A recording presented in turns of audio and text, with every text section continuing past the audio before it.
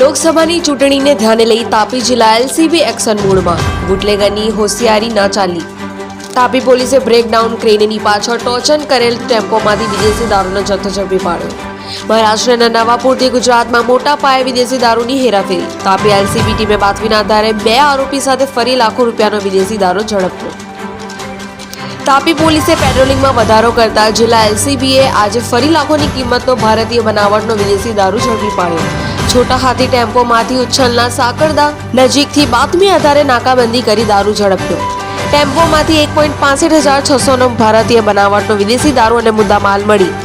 કુલ 3,71,100ના મુદ્દામાલ સાથે 2 આરોપીને ઝડપી પાડી વધુ તપાસ ઉચ્છલ પોલીસે કરી રહી છે.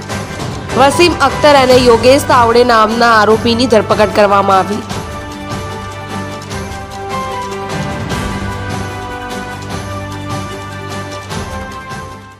હંસરાજ પાડવી સાથે દીપેશ વડવી, જનસાક્ષી ન્યૂઝ, તાપી.